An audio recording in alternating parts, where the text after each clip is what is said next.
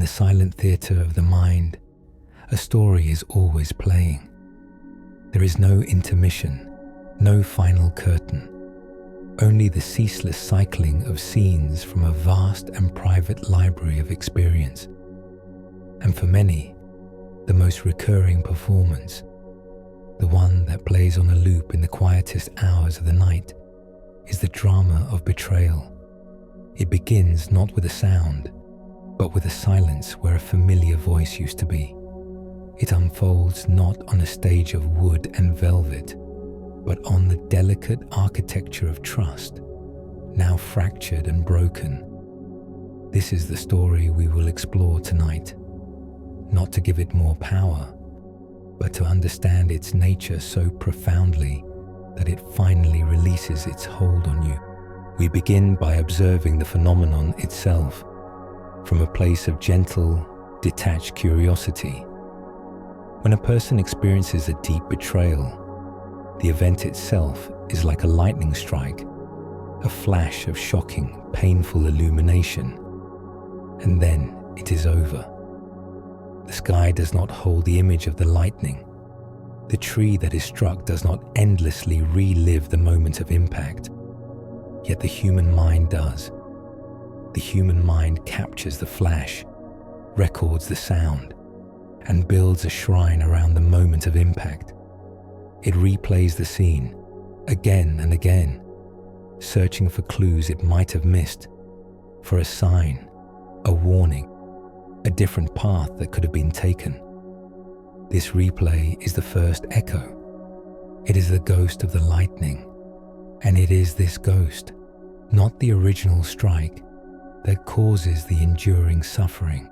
This ghost has a name. In the language of psychology, it is rumination. In the language of the spirit, it is attachment. The mind attaches itself to the story of what happened. It becomes the self-appointed detective, jury, and judge in a trial where the verdict is always the same. You were wronged, you were foolish, you were not enough. Notice the language the mind uses. It is the language of identity. The event is no longer something that happened to a person. It becomes a part of who they are. The betrayed, the fool, the one who was left behind. This is the subtle, poisonous work of the ego. That part of the self that builds its entire house on the shifting sands of external events and other people's opinions. When one of those foundation stones is pulled away, the entire structure feels as if it will collapse. The echo of betrayal does not live in the past. That is its greatest illusion. You feel its sting in the present. It manifests as a knot in your stomach when you hear a certain name, a tension in your shoulders when a new person offers you their trust. It is a phantom that projects its own shadowy form onto the blank screen of the future, whispering that trust is naive, that connection is dangerous, that solitude is the only safe harbor. It colors new relationships with the faded, jaundiced tones of old wounds. The mind, in its desperate attempt to protect you from being hurt again, builds a fortress. But the fortress does not keep enemies out. It keeps you, the true self, locked within. The warden of this prison is the memory of pain, and its walls are built from the bricks of fear and resentment. So, how does one begin to dismantle such a fortress? Not with force, not by trying to fight the echo or silence the phantom. That only gives it more substance, more energy. The path begins with simple, quiet observation. It begins by recognizing the play for what it is, a play. It is a collection of thoughts, feelings, and sensations arising in the vast space of your awareness. You are not the actor on the stage, consumed by the dramatic role. You are the silent, spacious awareness in which the entire theatre exists. You are the stillness that holds the noise.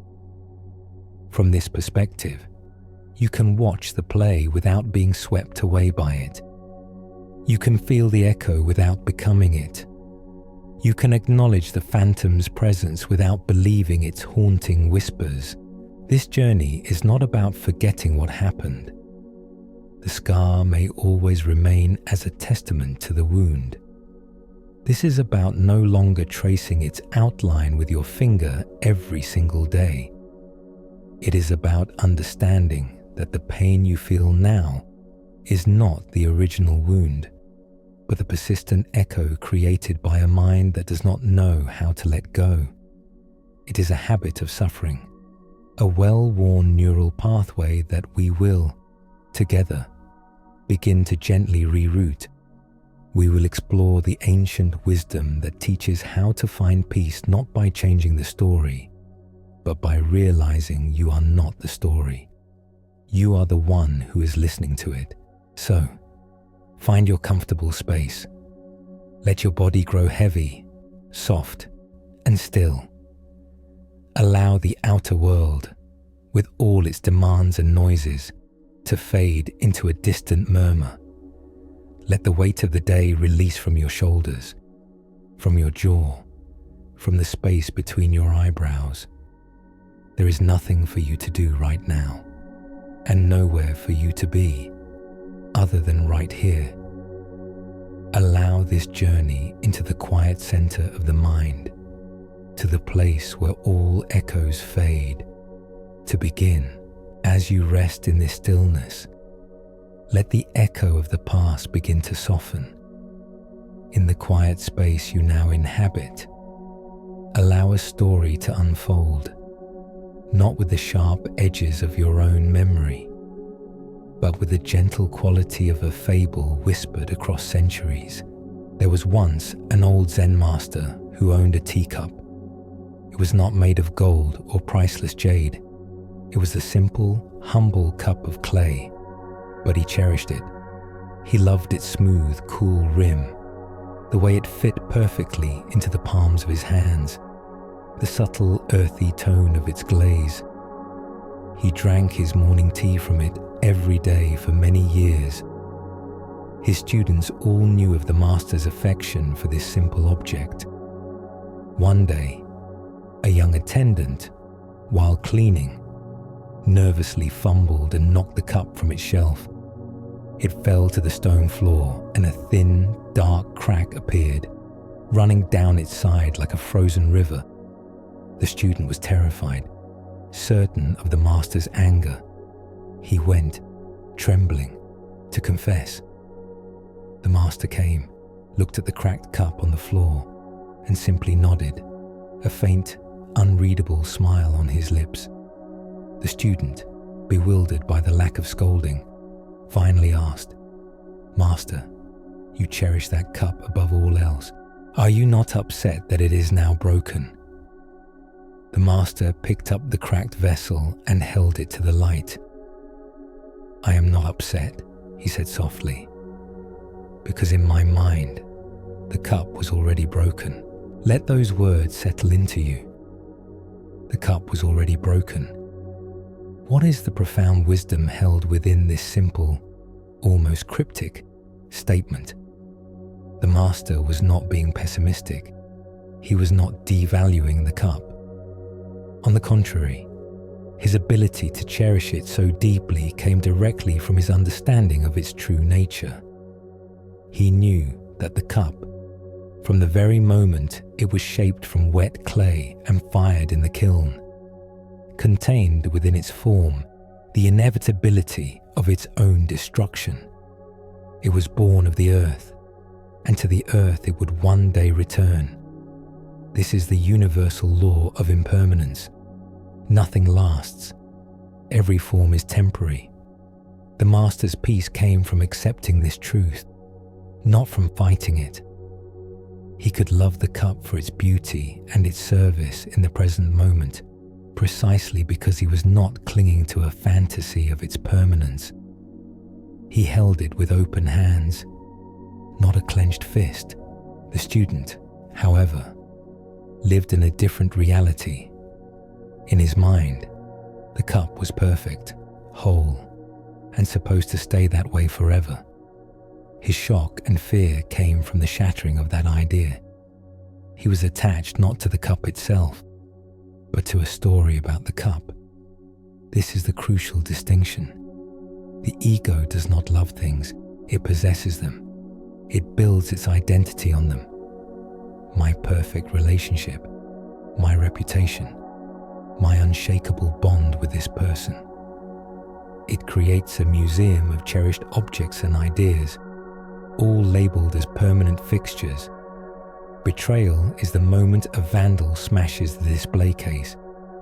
The pain we feel is not just the loss of the object, it is the destruction of the story of its perfection, and the deep personal offense the ego takes at having its museum desecrated. You, too, have held your precious teacups. Think of a trust you believed was shatterproof, a bond you thought was fired in the hottest kiln of loyalty, a future you had painted with such certain and beautiful glazes. You held it in your hands. You felt its warmth. You drank from it daily. And then, the crack appeared, a word spoken or unspoken, an action taken or not taken, a secret revealed, and the story of its perfection shattered on the floor of your heart. Look closely at the source of the agony. Yes, there is the sharp pain of the event itself, but the enduring ache, the pain that echoes for months or years, comes from staring at the broken pieces and remembering the whole. It comes from the mind's frantic, desperate attempt to understand how something so perfect could break. It replays the moment of impact, torturing itself with the fantasy that if it had just held it differently, been more careful, been more worthy, the cup would still be whole. This is a struggle against reality. The teacup of that relationship, that trust, was always fragile. Everything composed of human hearts and fallible minds is fragile. To know this is not to become a cynic who refuses to ever hold a cup again. It is to become a connoisseur of the present moment. It is to learn to love the beauty of the form, the connection, the trust, while it is here, without the demand that it last forever. It is the release of the clenched fist of expectation. The master could smile because his peace was never invested in the cup. His peace was his own. He was free. The pain of betrayal is a sign that we have invested our peace, our worth, our identity into something outside of ourselves, into another person's actions, into a fragile, beautiful teacup that was, in its own way, already broken. So, what is it within the human mind that makes this perilous investment? What is the mechanism that wagers its entire fortune of peace on the fragile form of a teacup, on the shifting allegiance of another human heart? We must now name this ghost in the machine, this phantom architect of our most intimate suffering. It is the ego. In the ancient quiet of spiritual inquiry, this is not the modern sense of arrogance or vanity, but something far more fundamental. The ego is the storyteller, the identity builder, the part of your consciousness that has spent a lifetime constructing a sense of a separate, solid me. Imagine this ego as a master architect. From the moment you were born, it began its project. Its first building materials were simple: your name, the reflection in your mother's eyes, the feeling of being held, or the feeling of being hungry. As you grew, it gathered more sophisticated materials: the praise of a teacher, the sting of a childhood insult, the camaraderie of a first friendship, the label of good or bad, smart or slow. It built a structure, a house of self. using a blueprint drawn from the culture around it, the expectations of family, and the narrative of its own experiences. This house is the person you believe you are. It has rooms for every role you play: the diligent worker, the loving child, the loyal friend, the passionate partner. On every wall hang mirrors, the faces and opinions of others, which the ego constantly checks to make sure its appearance is in order, that the structure is being admired and validated. The primary, non-negotiable rule of this architect is to protect the integrity of its creation. It seeks pleasure, which reinforces the structure, and fiercely avoids pain, which threatens it. Its entire existence is a process of curation and defense. It says, "This is me, and that is not me."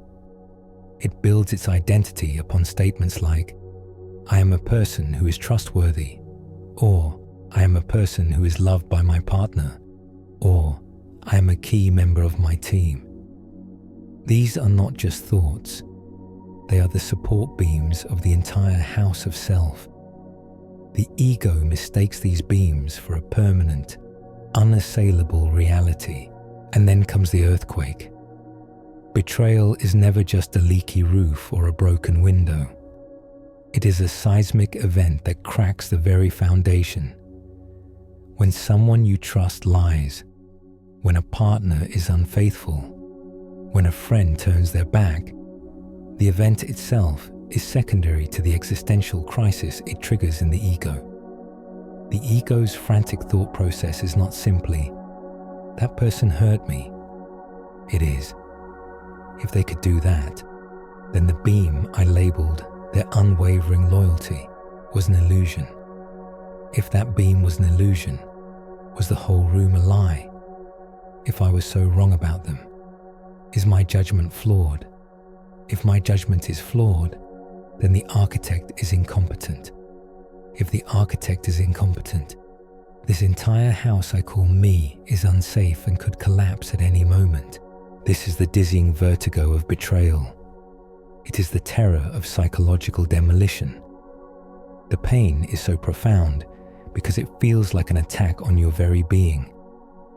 But it is the constructed being, the house of ego, that is under attack, not you. You are not the house. You are the silent land upon which the house was built. You are the sky that holds the weather of your life. The land does not suffer when a house is shaken. The sky is not wounded by the storm that passes through it. You can feel this architect at work within you, even now.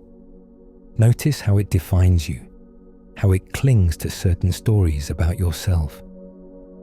Bring to mind a small compliment you received and feel the subtle warmth, the sense of validation. That is the ego feeling one of its walls reinforced. Now, bring to mind a small criticism, a moment of being overlooked, and feel the subtle sting, the defensive tightening. That is the ego's alarm system, rushing to patch a perceived crack in the facade. When you feel betrayed, this system goes into overdrive. The pain you feel is the frantic clamor of the ego's construction crew, trying desperately to repair a fundamental, structural flaw with the flimsy materials of anger, blame, and resentment. But these materials cannot fix the foundation. They only build the walls of a prison higher around you. The path to freedom does not lie in trying to destroy this architect. The ego is a necessary tool for navigating the world. The path lies in seeing it for what it is, a tool, not your true identity. It is the ghost in the machine, the automatic, conditioned programming that reacts to the world. By observing it with a calm, non-judgmental awareness, you create a space between the event and the ego's reaction, a space between the feeling of hurt and the story of "I have been annihilated." that sacred pause, you reclaim your power.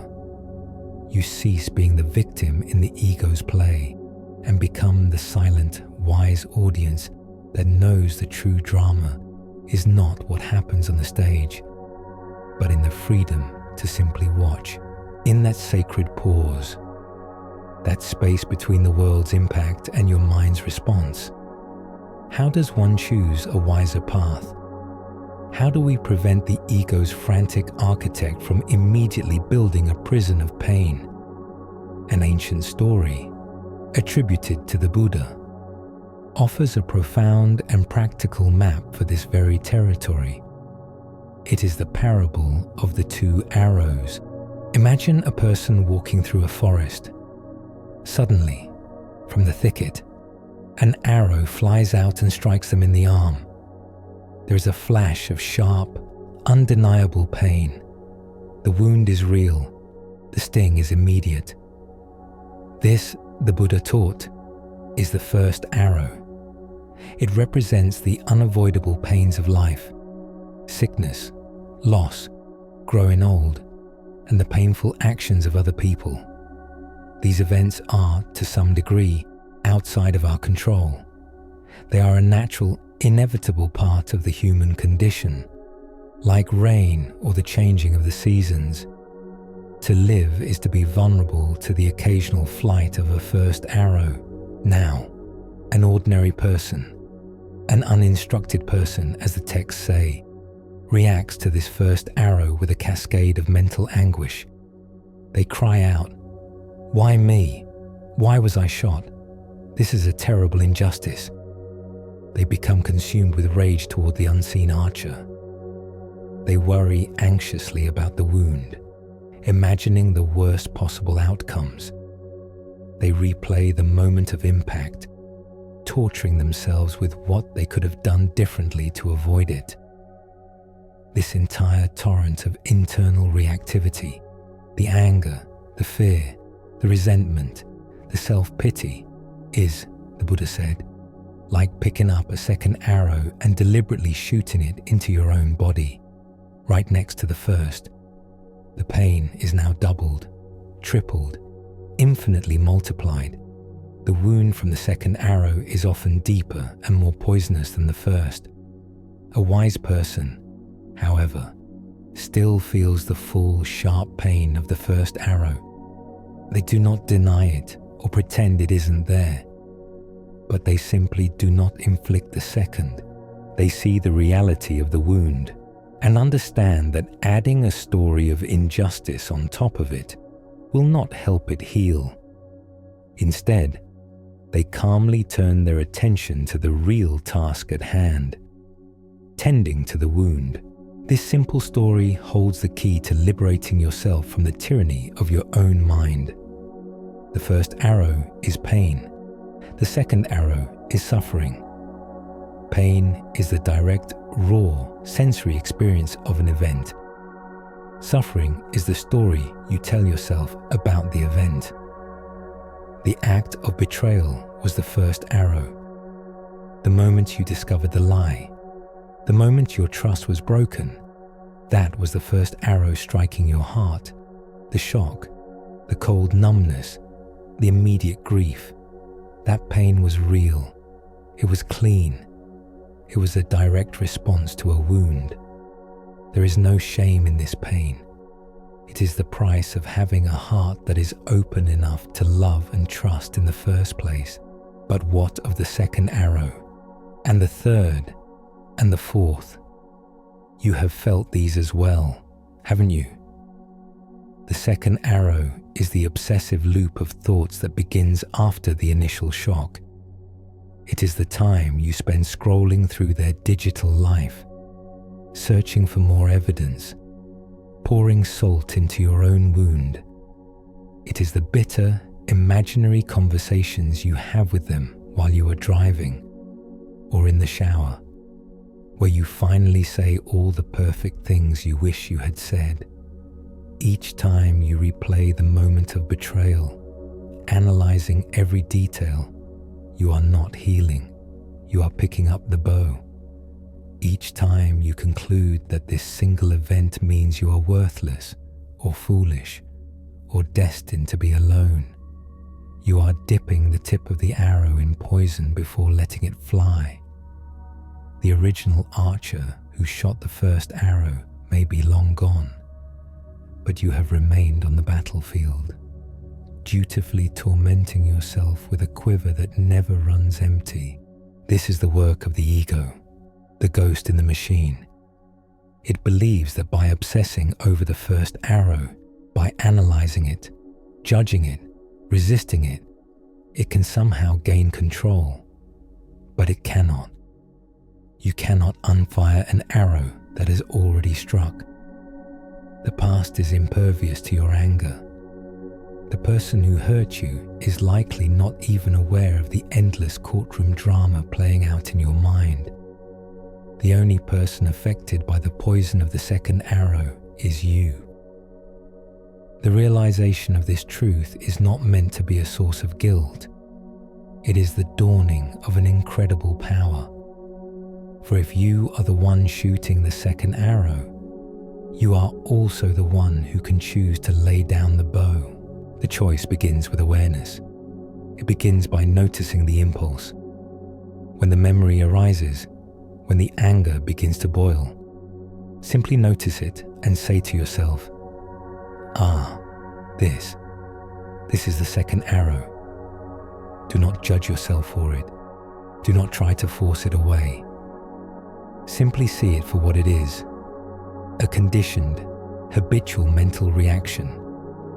In that moment of seeing, you separate yourself from the reaction. You are no longer the archer. You are the awareness watching the archer. And from that space of watching, you can make a new choice. You can choose to comfort the part of you that was wounded by the first arrow, instead of punishing it with a second. Now, with the bow of the second arrow set aside, a quiet space opens up. Where does one place their attention in this newfound stillness? How does the wise person tend to the original wound without creating new ones? For this, we turn to a lineage of ancient wisdom that flourished under the Roman sun, the Stoics, whose insights into the human mind are a perfect complement to the teachings of the East. They offer us a compass for navigating the turbulent waters of our own lives. Imagine you are the captain of a ship at sea. One night, a ferocious storm descends. The wind howls like a hungry wolf, and the waves rise like angry grey mountains, tossing your vessel back and forth with contemptuous ease. The sky is black. The rain is a cold, blinding sheet. The storm is a fact. It is powerful, chaotic, and completely indifferent to your desires. Now, a foolish captain might stand on the deck, shaking his fist at the sky, cursing the wind, and screaming at the waves to be still. He wastes his energy, his focus, and his crew's morale on a battle he can never win. He is fighting reality itself, a wise captain. However, does none of this. He accepts the storm as a given. He does not waste a single breath protesting its existence. Instead, he turns his entire undivided attention to the few things that are within his command. The firm grip of his hands on the ship's wheel, guiding the rudder, the precise angle of the sails to catch the wind without being torn apart, the calm, clear commands he gives to his crew to secure the rigging and bail the water. He knows he cannot control the storm, but he has absolute sovereignty over his response to the storm. In this focus, in this acceptance of what is his to command and what is not, lies the ship's only hope of survival. In this lies his peace. This metaphor is the heart of the Stoic teaching, known as the dichotomy of control. It is the practice of drawing a clear, bright line in the sand of your experience. On one side of the line are all the things that are not within your control: your body, your reputation, your possessions, and most importantly for our journey, the actions and opinions of other people. On the other side of the line are the things that are completely and utterly within your control: your judgments, your intentions, your desires, your aversions, and the actions you choose to take. The Stoics taught that all human misery stems from a simple confusion, trying to control what is on the far side of that line, while neglecting the kingdom that is truly ours. The act of betrayal that you experienced was the storm. The other person's choices, their secret thoughts, their moral failings, these are the wind and the waves. They belong to the external world, to a consciousness that is not yours. To spend your nights replaying their actions, trying to decipher their motives, wishing they had been different, this is to stand on the deck and scream at the hurricane. It is an exhausting and futile act that only serves to fill your own heart with the bitter spray of the sea. It weakens your grip on the only thing that can steer you to safety: your own mind. Imagine, right now, drawing a sacred circle of light around yourself. This circle defines the boundary of your kingdom, the territory where you are the sole and undisputed ruler. Inside this circle lies your power to respond. Inside this circle is your choice to replay the painful memory or to gently guide your attention back to your breath. Inside this circle is your decision to define yourself by this wound or to see it as an experience that you are moving through. Inside this circle is your power to cultivate compassion for your own hurt, your choice to learn from this pain, your sovereign right to choose healing over bitterness. No one can touch these things. No act of betrayal can take this kingdom from you unless you abdicate the throne. Everything else lies outside that circle. Their actions are outside the circle. Their reasons, their justifications, their future happiness or misery, all of it is outside the circle. Your reputation in their mind is outside the circle. Whether they ever understand the pain they caused is outside the circle. To let these things go is not an act of weakness. It is an act of profound wisdom and strength. It is the ship's captain refusing to be distracted by the terrifying grandeur of the storm, focusing only on his grip on the wheel. By releasing the impossible burden of controlling the external world, you free up 100% of your energy to manage the internal one. And it is there, in the quiet, well-governed kingdom of your own mind, that an unshakable peace, a peace that is not dependent on the weather, is finally found. Even as you stand within your sovereign circle of control, a question arises: how do we relate to the storm itself, to the events outside our power? The mind rushes to label them: a disaster, a tragedy, the worst thing that could have happened. But is this judgment true? Or is it just the first story the ego tells? A tale from the ancient Taoist masters of China offers a different kind of wisdom. A wisdom found not in knowing, but in questioning. There was an old farmer who lived in a poor country village. He was respected for his calm and steady nature. He had a son, and he had a fine horse, which was his most prized possession. One day, the horse ran away. All the neighbors came to the farmer's house to console him. "Oh, what terrible luck," they lamented. "Your only horse is gone. How will you work your fields? This is a great misfortune." The farmer simply listened, nodded, and replied, "Maybe." A few weeks later, the horse returned, and it was not alone. It had brought with it a herd of wild, strong horses from the mountains. Suddenly, the farmer was rich with horses.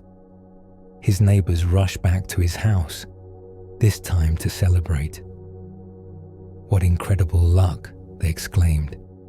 "Now you have more horses than anyone in the village. This is a great fortune." The farmer calmly looked at the new horses and said, "Maybe." The farmer's son, eager to prove himself, set about trying to tame one of the wild horses. He was thrown from its back and his leg was badly broken. The neighbors gathered once again, shaking their heads in sorrow. "Oh, what awful luck," they said. "Your son, your only help in the fields, is now crippled. This is truly a curse." The farmer, tending to his son's leg, replied with his usual quietness, "Maybe." A year later, the emperor's army swept through the village, conscripting every able-bodied young man for a brutal war from which few would return. The neighbors wept as their own sons were marched away. When the soldiers came to the old farmer's house, they saw his son with his badly healed crooked leg, and they passed him by. The neighbors came to the farmer, their eyes filled with tears of both grief and wonder. "You were right all along," they said. "Your son being spared. What amazing good luck. You are truly blessed." The farmer, watching his son resting in the shade, simply said, "Maybe." This story is a deep meditation on the nature of reality. The farmer is not indifferent or emotionless. He feels the loss of his horse, the joy of its return, the pain of his son's injury, and the relief of him being spared. What he relinquishes is the arrogance of certainty. He understands that life is a vast, interconnected web of cause and effect, a flowing river whose currents are too deep and complex for any single mind to map.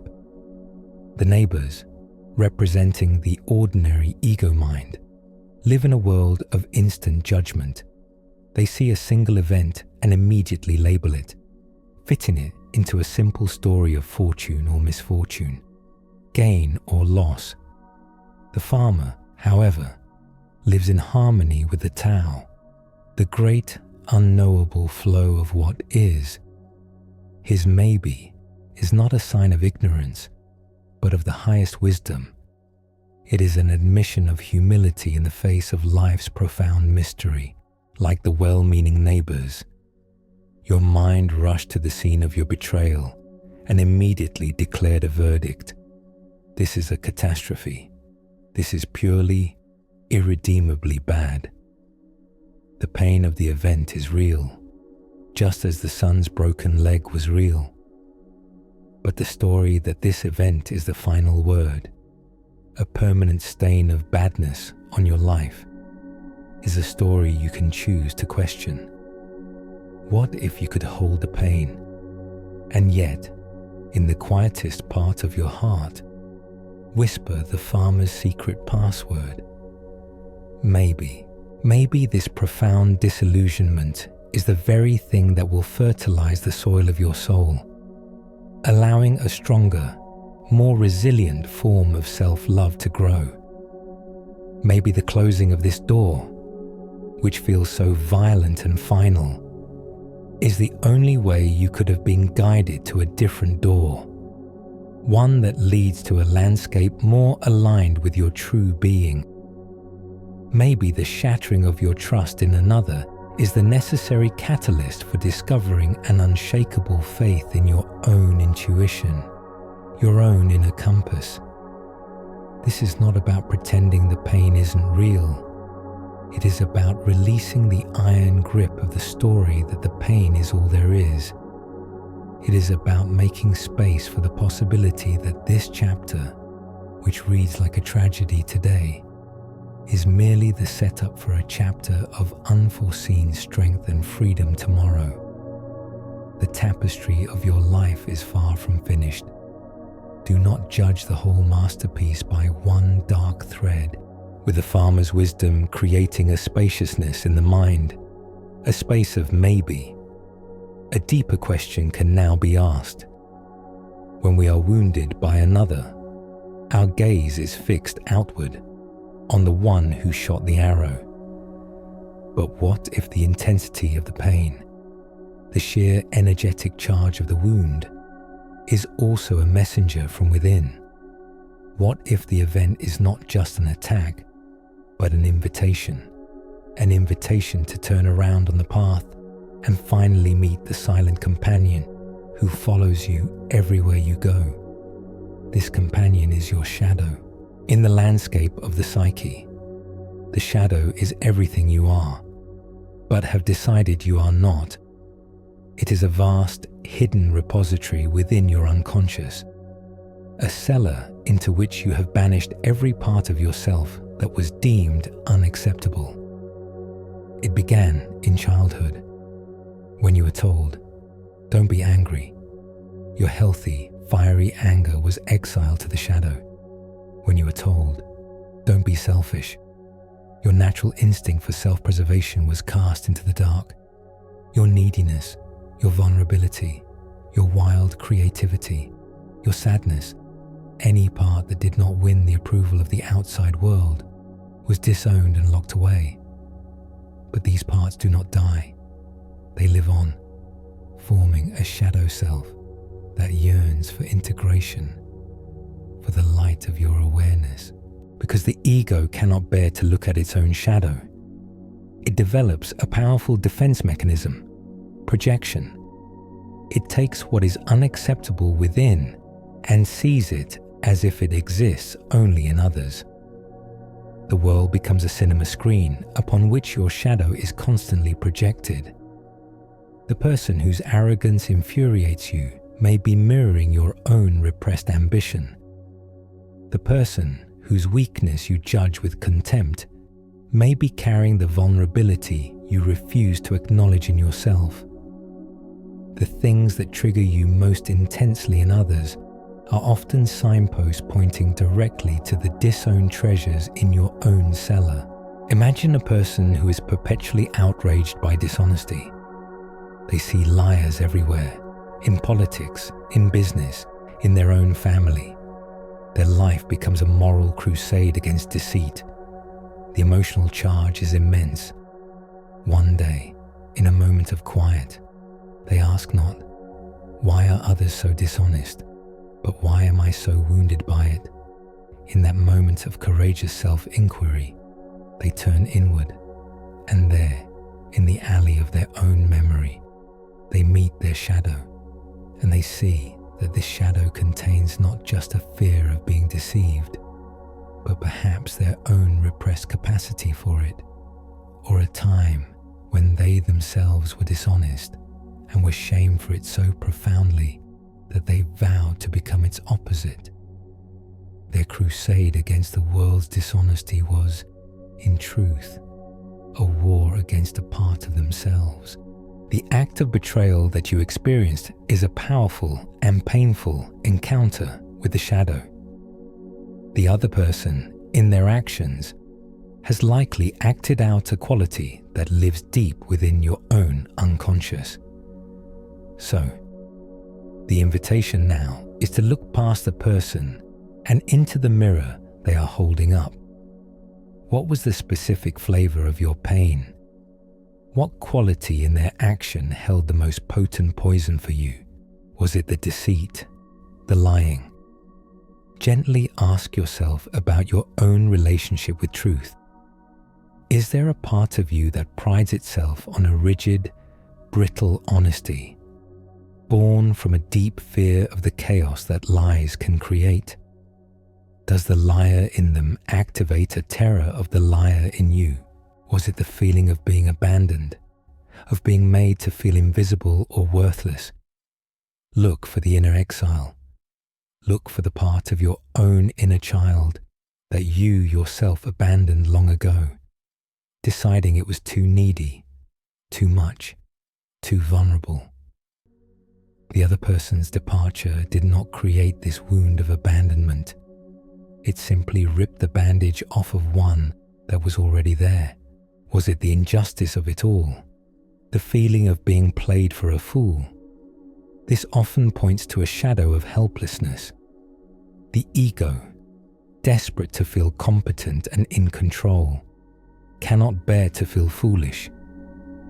The other person's actions threaten this carefully constructed facade, revealing the trembling, uncertain part of you that the ego works so hard to hide.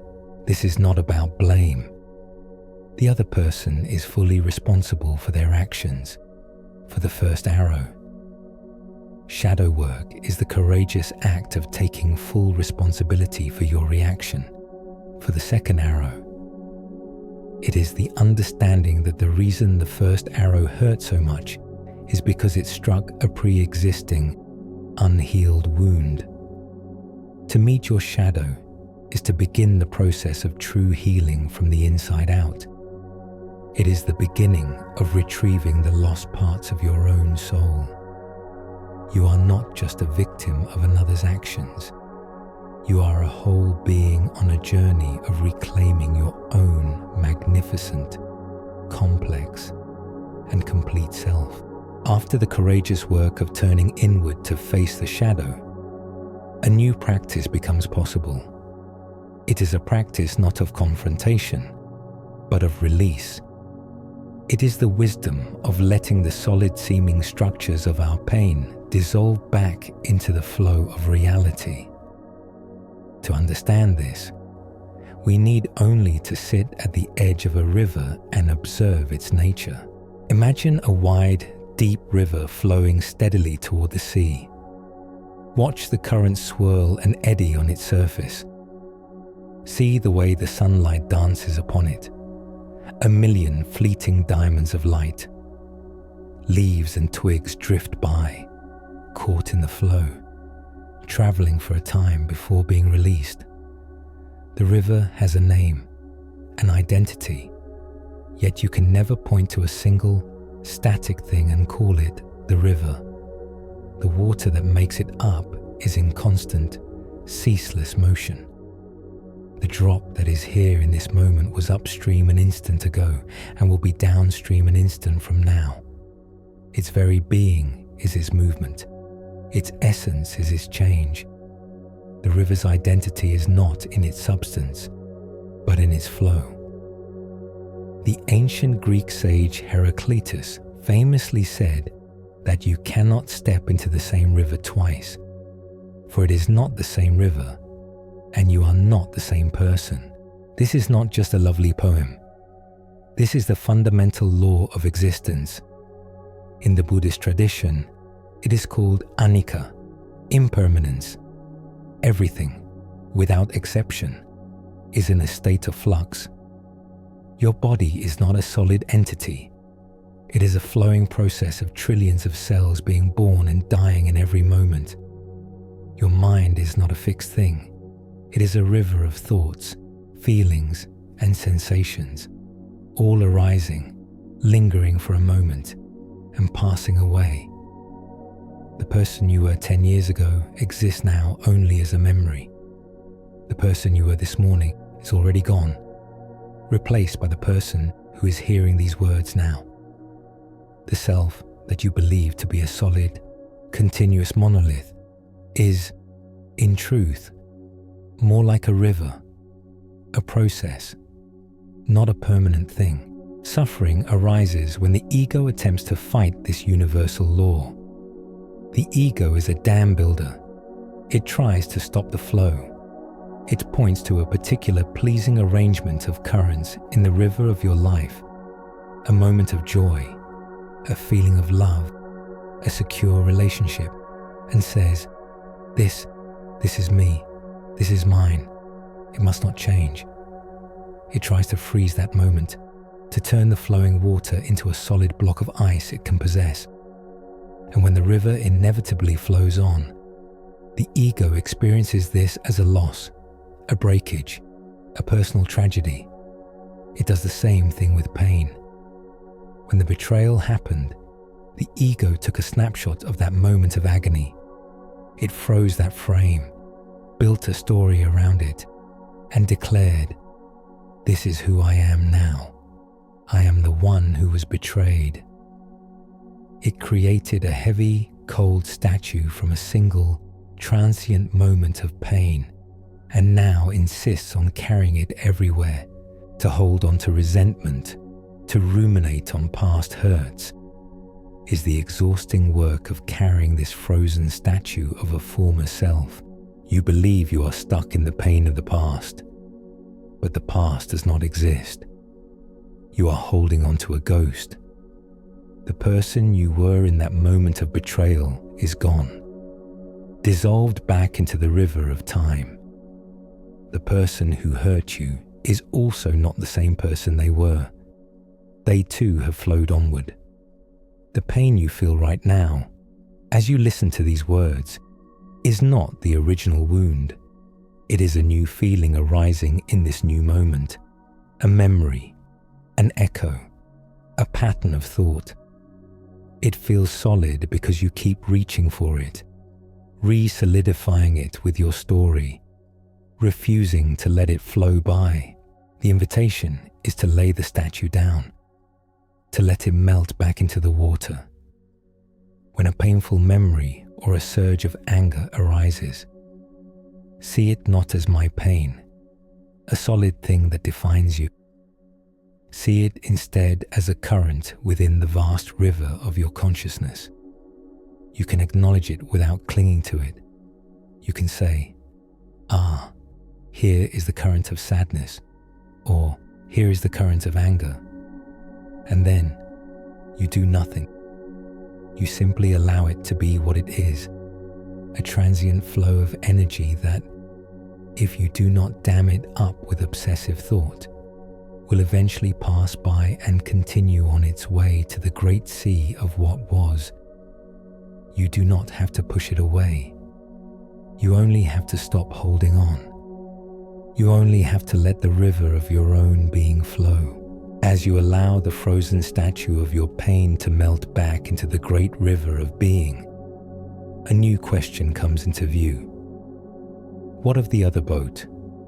What of the one that crashed into your vessel and started this whole storm of feeling? Must you carry the image of that boat and its captain in your mind forever? A short, profound story from the Taoist sage Zhuangzi offers a master key, one that unlocks the heavy chains of anger and blame. Imagine a man alone in his small boat, crossing a wide river at dusk. A thick fog is settling, creating a world of soft, grey stillness. He is enjoying the quiet peace, the gentle lapping of the water against the hull. Suddenly, with a jarring thud, another boat collides with his peace is shattered. A hot flash of anger rises in his chest.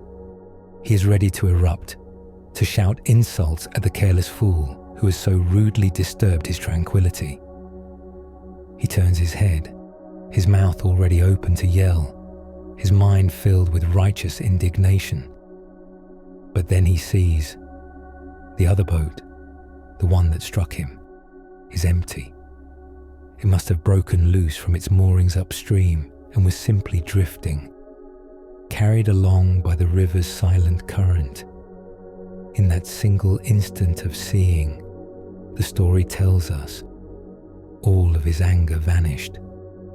There was no one to blame. Let the depth of this moment sink into your awareness. The event itself, the collision, did not change. The jolt was the same. The disruption was the same.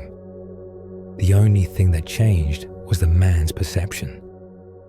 His anger was not an inherent property of the bump.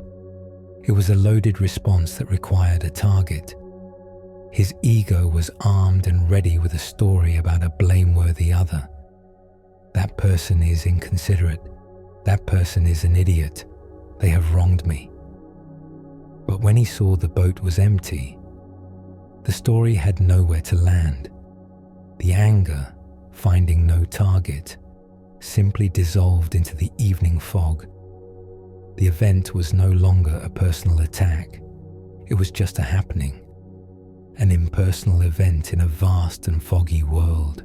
Zhuangzi's lesson is this: if you can empty your own boat, you can cross the river of the world without making enemies. But there is an even deeper wisdom available here, a perception that can bring about a profound release. What if you could learn to see that all the boats are empty? Every person you meet is a vessel, carried along by deep and powerful currents they themselves do not understand and cannot control.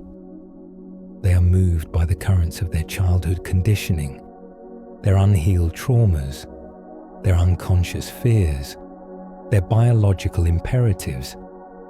They are driven by the shadows they refuse to see and the unmet needs that cry out from their soul. Most are not acting out of conscious, clear-minded malice. They are simply adrift, lost in the fog of their own minds, rudderless. They bump and crash and harm others not because they are evil villains, but because they are empty boats, broken free from the moorings of awareness. Now, bring to mind the person who hurt you. Think of the boat that crashed into yours.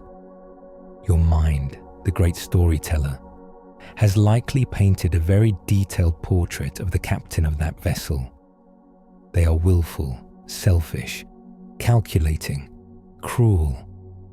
The ego needs this villain to exist, for without a villain, its story of victimhood makes no sense.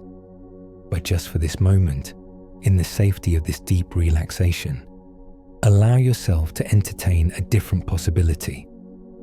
What if that boat was empty? What if the person who betrayed you was not a master of their own vessel, but a slave to its currents? What if they were driven by a desperate fear of scarcity, a profound insecurity, or a wound so deep that they acted blindly, without any true awareness of the damage they were causing to you and even to themselves? What if you were not the target of a conscious attack, but simply in the path of a rudderless ship, lost in a thick fog? This does not erase the event. The collision still happened. The first arrow of pain still struck your heart, and its wound is real. But this perception removes the target for the second, third, and fourth arrows of your anger. You cannot stay angry at the wind. You cannot hold a grudge against a current. You cannot resent the fog when you see the other as an empty boat. The personal, venomous quality of your anger begins to transform.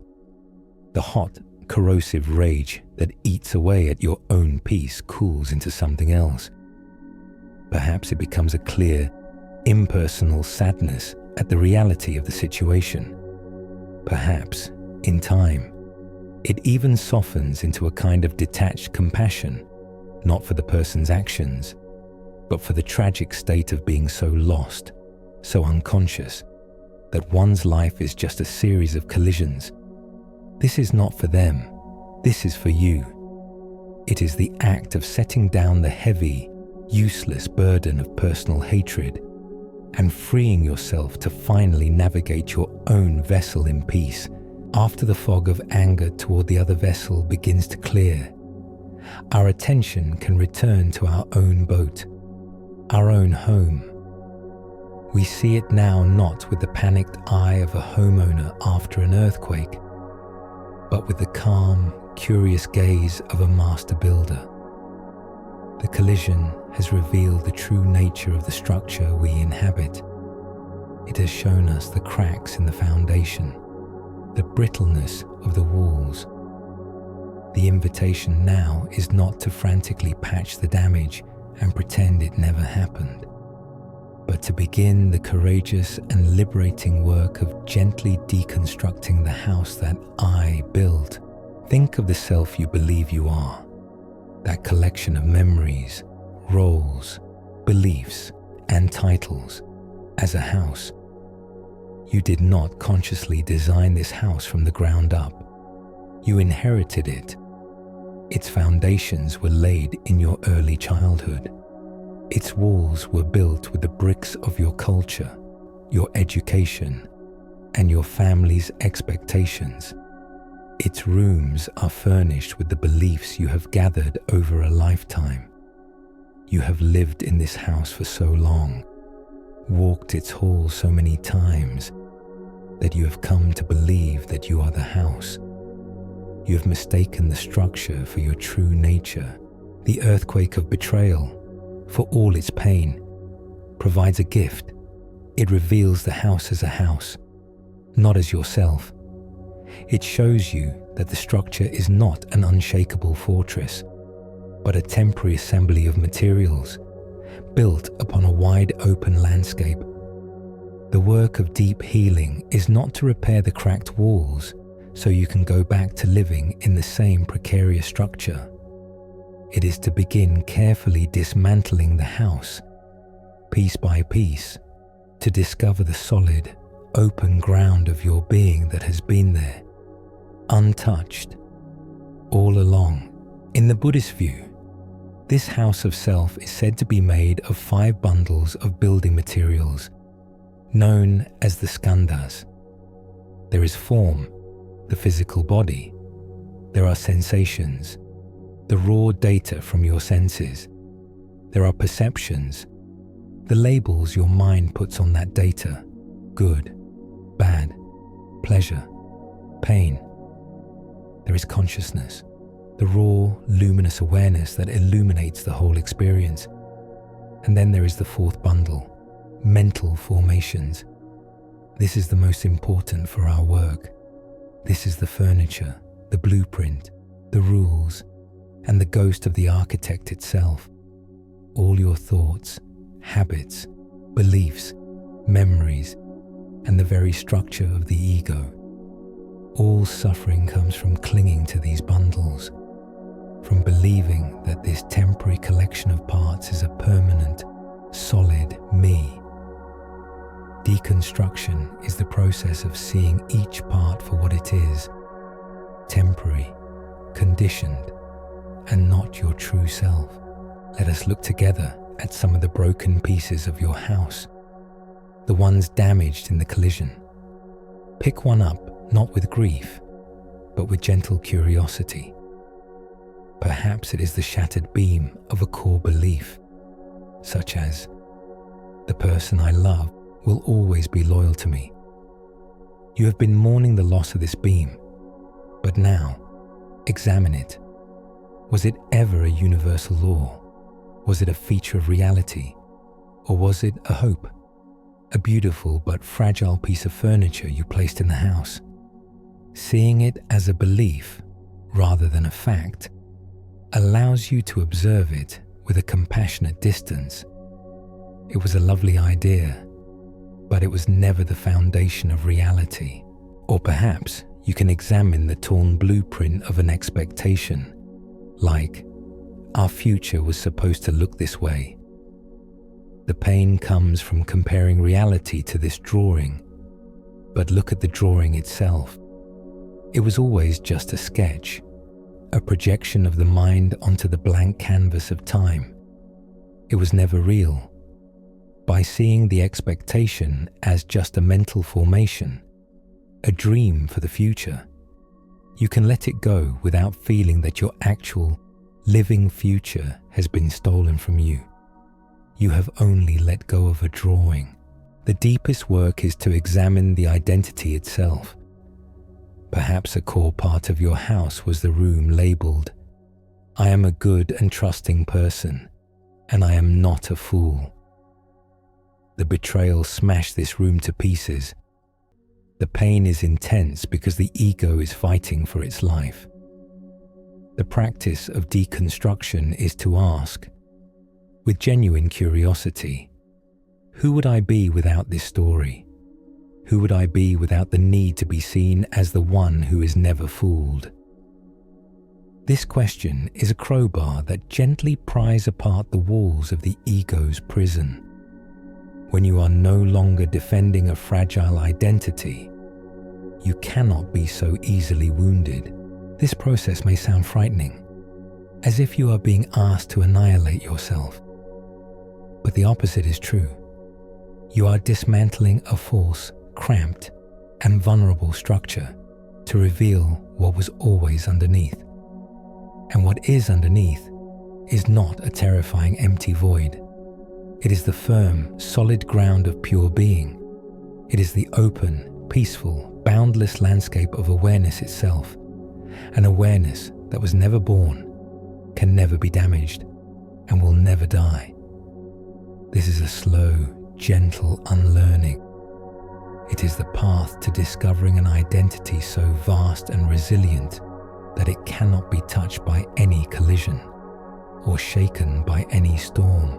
As the fragile house of the ego is gently dismantled, piece by piece, we arrive at the wide, open landscape that was always lying beneath.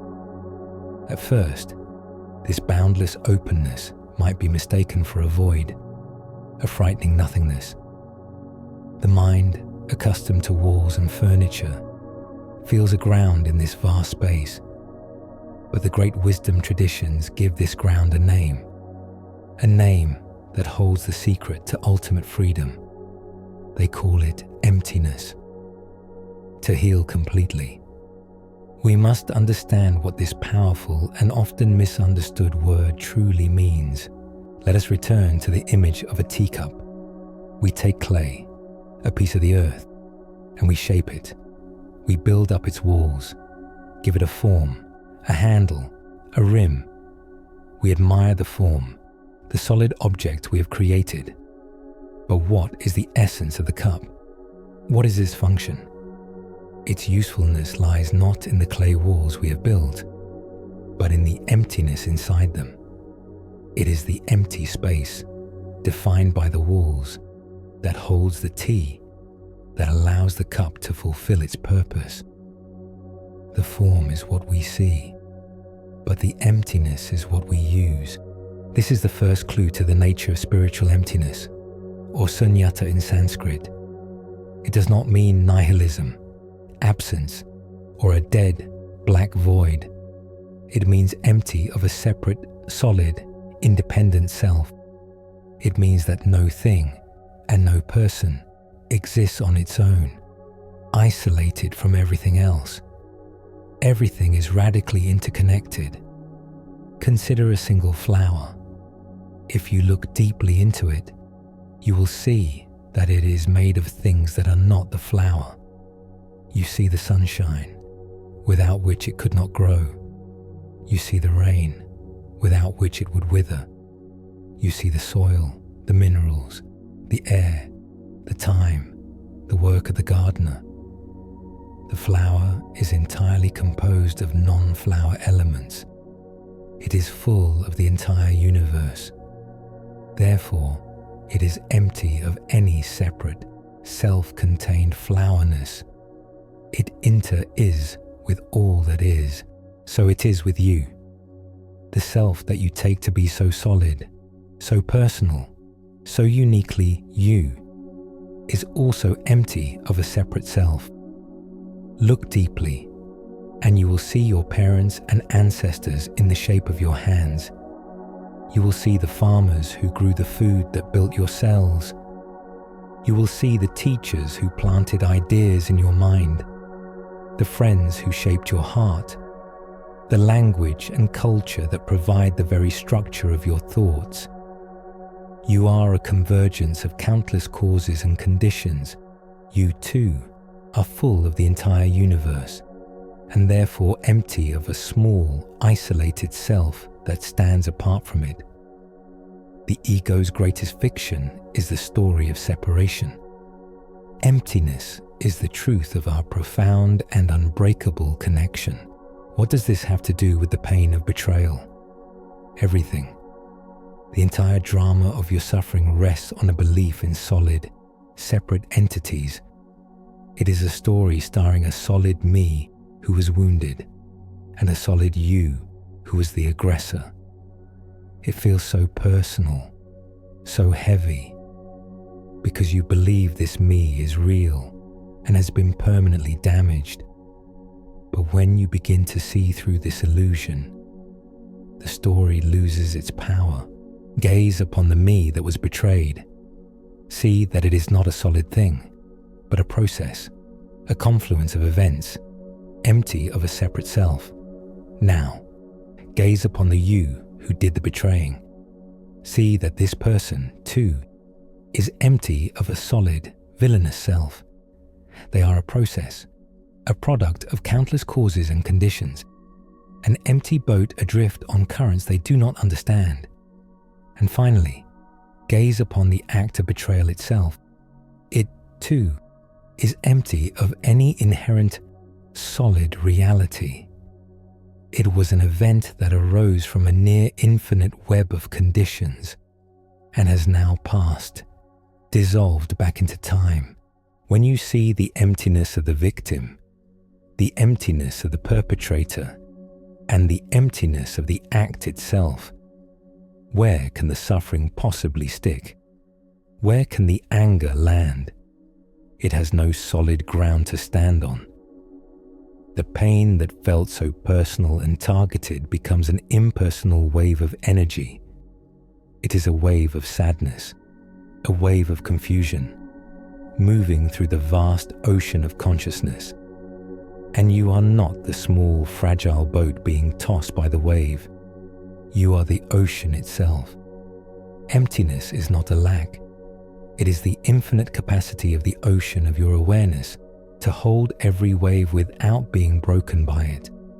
It is the luminous, silent space of the sky that allows all clouds, dark and light, to drift through without ever staining its fundamental, pristine nature. This is your true nature. It is the unshakable peace that was present before the story of your life began, and will be here long after the final echo of your pain has faded into silence. To know this truth of emptiness intellectually is like reading a map of a beautiful country. To feel it as the very ground of your being is to actually arrive there. How, then, do we move from the idea of this vast, open peace to the direct experience of it in our own hearts? For this, the ancient masters offer a simple yet profound practice, an image to hold in the mind. The instruction is this: become like the sky, gazing at its own clouds. Imagine, for a moment, the sky, not on any particular day, but the sky itself, the vast, boundless, luminous space that is always here. It is here on the sunniest day and in the darkest night. It is the silent, motionless background against which all of life unfolds. It has no agenda, no preferences. It is simply open, present, and at peace. Its very nature is stillness. Now, think of the clouds. The clouds are the weather. They are ever-changing, transient, and full of drama. There are dark, heavy storm clouds, pregnant with thunder and lightning. There are light, wispy clouds, like feathers scattered by the wind. There are the brilliant, fiery clouds of a sunrise and the soft, purple-grey clouds of twilight. They are born from nothing. They drift across the sky, and they dissolve back into nothing. And through all of this ceaseless drama, what is the relationship between the sky and the clouds? The clouds never, not for an instant, harm or stain the sky. A storm may rage, but the sky itself is not disturbed. The sky simply holds the storm in its vast, compassionate embrace until it passes. The sky is the container. The clouds are the content for your entire life. You have been taught to believe that you are the clouds. When a dark cloud of sadness appears in your mind, your first thought is, I am sad. You shrink your entire identity down to the shape and color of that one temporary feeling. When a turbulent storm of anger rushes through you, you say, I am angry. You become the storm itself, tossed about by its violent energy. When the complex weather system of betrayal arrived, with its clouds of confusion, grief, and injustice, you identified with it completely. You became the storm, forgetting that you were, and always have been, the vast, silent, and untouchable sky that holds it. The practice, then, is a gentle but radical shift in identification. It is the conscious choice to stop being the weather and to remember that you are the sky. Let your awareness, right now, expand. Let it become as wide as the horizon, as deep as the cosmos. Settle into the feeling of this vast, open, sky-like presence. This is your true nature. This is the luminous emptiness we have been exploring. And from this boundless vantage point, you can simply watch the weather of your mind. A thought about the past may arise, a vivid memory of what was said or done. See it not as you, not as reality, but simply as a memory cloud drifting into view. Notice its shape, its texture. You do not need to climb into it. You do not need to analyze it.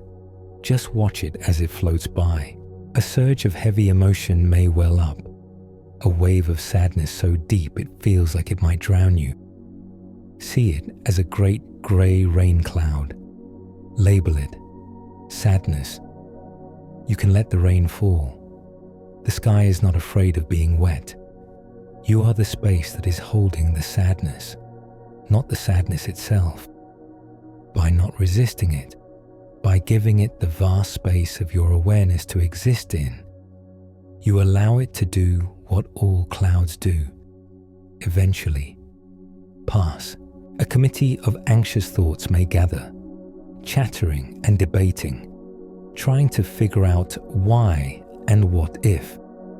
See them as a cluster of small, agitated clouds bumping into each other and creating a fuss. You do not need to attend their meeting. You do not have to believe their frantic pronouncements. You are the great, silent sky, observing the chaotic little weather pattern with a detached, knowing calm. This is the art of non-identification.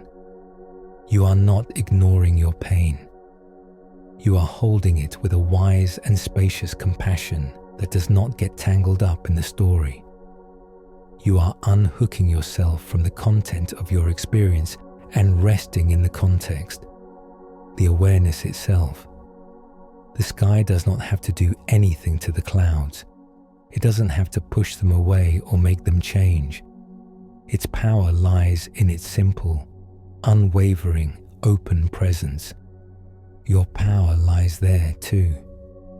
This peace you are searching for is not in a future where all the clouds have disappeared. It is available right now, in the sky of your own being, which is already and always at peace, holding with infinite patience whatever weather happens to be passing through. As you rest in the vast, peaceful sky of your own awareness, a profound truth begins to dawn. This sky, this luminous space of being that you are, is not merely empty. It is full of an inherent, unshakable, and unconditional worth. Its value is not derived from the beauty of the clouds it contains. Its value is intrinsic to its own nature. To understand this more deeply, there is a powerful old story told across many traditions. There once was a man who lived his entire life as a beggar. He was born into poverty and knew nothing else. His days were spent searching for scraps of food, for a few coins, for a safe place to sleep. His coat was tattered, his body was weary, and his heart was heavy with the feeling of his own worthlessness. He looked at wealthy merchants and happy families, and he saw himself as less than them, as a failure. He spent his life looking outward, begging for sustenance and validation. He grew old this way and eventually died, still believing himself to be a poor, unfortunate man. After his death, those who prepared his body for burial discovered something remarkable.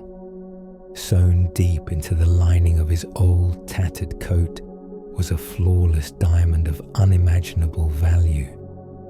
It had been placed there by his mother just after his birth, a hidden inheritance to ensure he would always be safe. The man had lived and died in abject poverty while possessing a treasure that could have given him anything he ever wanted. He had the treasure with him every single day, but he never looked within. Most human beings live and die like this beggar. We are born with a priceless, flawless diamond sewn into the very fabric of our being. This diamond is our true nature, our pure, sky-like awareness. It is our inherent worth. Its value is absolute and cannot be diminished. But from a very early age, we are taught to ignore it. We are conditioned to look outside of ourselves for validation. We become beggars for scraps of approval from our parents, for morsels of praise from our teachers, for the currency of acceptance from our friends. We learn to operate on a model of conditional self-worth. I am worthy if I am successful. I am worthy if I am attractive. I am worthy if I am loved by a partner. I am worthy if people treat me with respect. This is a fragile and exhausting way to live. When your worth is conditional, you live in a state of constant anxiety, trying to perform and manage the external world to meet your conditions. And betrayal is the moment the world reveals it will not cooperate. It is the moment the person you relied on for your feeling of worthiness pulls their validation away, leaving you feeling like a beggar with an empty cup, worthless, foolish, and abandoned. But the feeling of worthlessness is a lie. They did not take your worth with them. They only took their approval. You have confused the scrap of bread they were offering for the diamond in your own pocket. For far too long, you have placed the anchor of your self-worth in the harbor of another person's heart. You allowed their opinion of you, their treatment of you, to determine your value. When their ship sailed away, or was revealed to be a pirate ship, your anchor was ripped away, leaving you feeling lost and adrift in a painful sea. The work of healing is now to consciously retrieve that anchor. Imagine yourself pulling it back, hand over hand, out of the murky waters of the external world. Feel its weight, and then let it go, dropping it deep within your own being. Let it sink past the turbulent weather of your thoughts and feelings, past the stories of the ego, until it rests firmly on the solid, silent ground of your own awareness. This is your new anchor. It holds you steady in any storm, because it is anchored in that which is unconditional and unchanging. Take a moment to notice the conditions you have placed on your own value. Do you believe you are worthy only when you are productive? Only when you are kind? Only when others approve of your choices? See these conditions for what they are. Rules from a game you no longer need to play.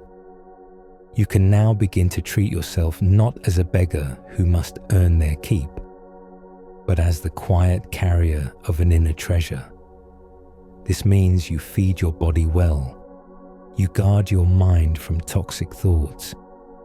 You speak to yourself with the kindness and dignity befitting royalty in disguise. You do this not because you have achieved something, but simply because you are. Your worth is not in what you do or what others think of you. It is in the simple, miraculous fact of your existence. It is your birthright. It is the diamond you have been carrying all along. Once you begin to feel the truth of your own intrinsic worth, anchored not in the shifting opinions of others, but in the silent diamond of your own being, you learn to travel through the world with a new lightness. You no longer need to accumulate praise or possessions to feel whole. And just as importantly, you learn that you do not need to accumulate and carry the weight of past hurts. A celebrated Zen story perfectly illustrates this profound freedom. Two monks, a senior one named Tanzan and a junior one named Aikido, were traveling together on a long journey. They walked for many miles on a muddy road after a heavy rain. As they came around a bend, they saw a young woman in a beautiful silk kimono, standing by the road, unable to pass because a section ahead was a veritable river of mud. She was clearly distressed. Without a word, the senior monk, Tanzan, walked up to her.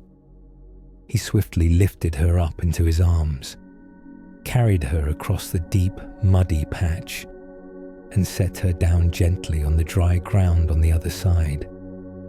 He then bowed and continued on his way. The junior monk, Aikido, followed, his face a mask of disapproval. The two monks walked on in silence. For 1 hour, then 2, for miles and miles. Aikido seethed internally.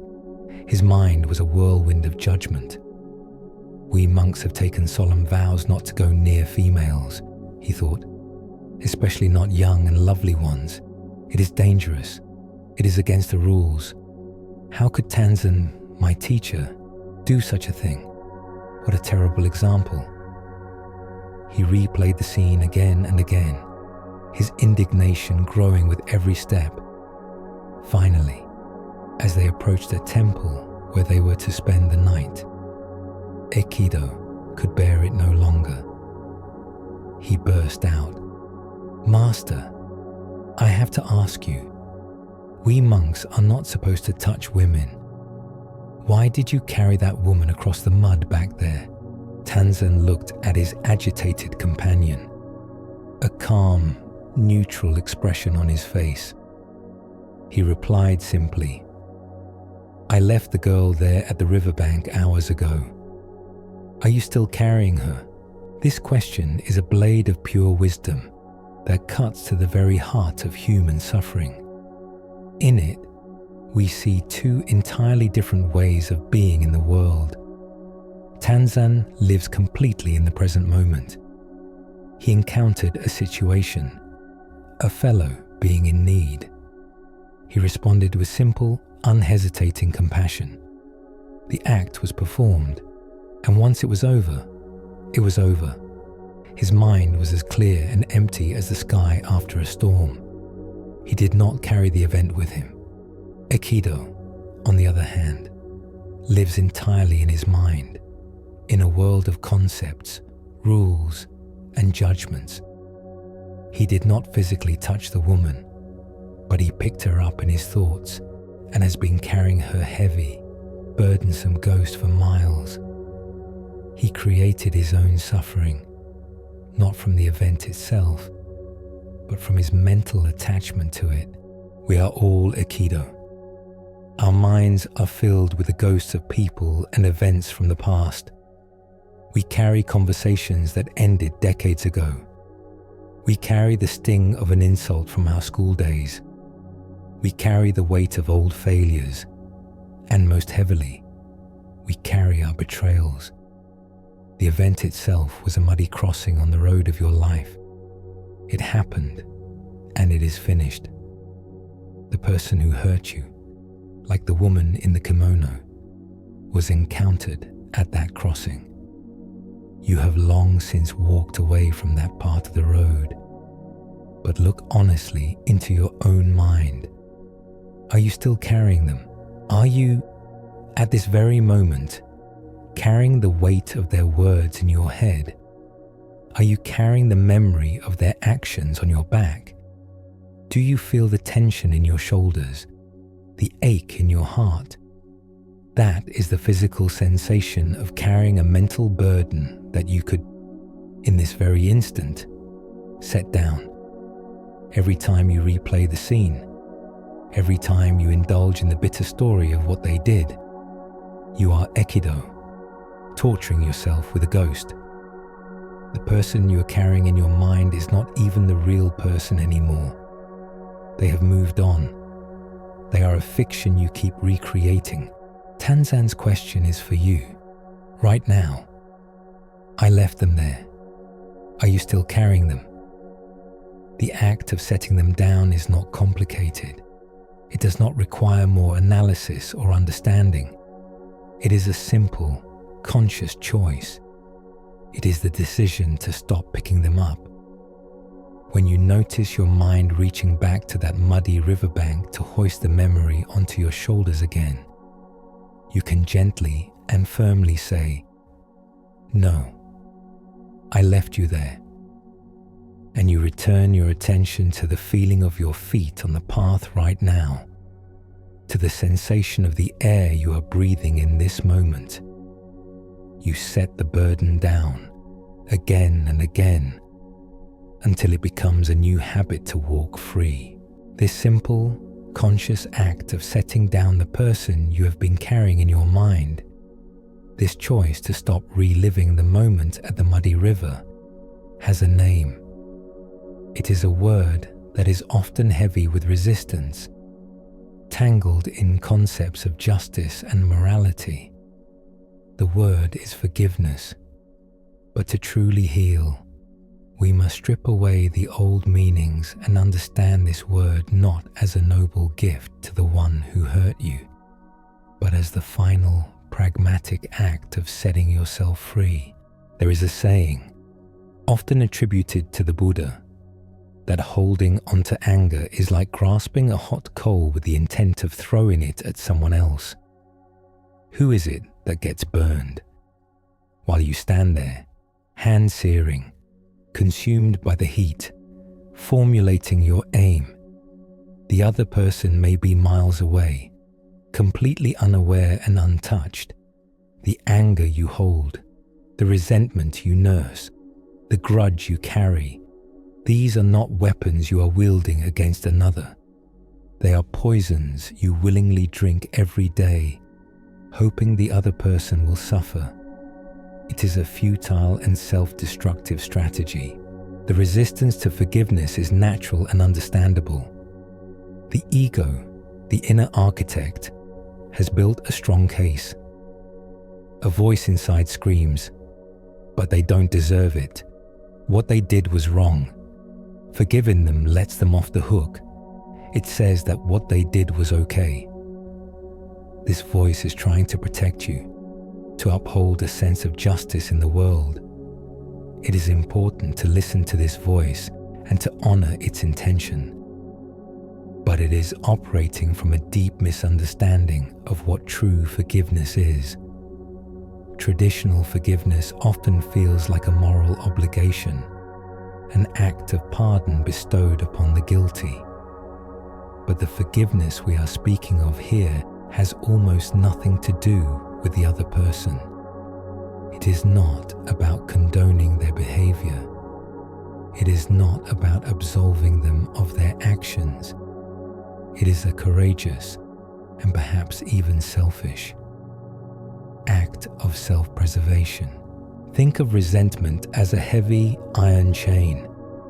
One end is shackled around your ankle. The other end is shackled to the person who hurt you.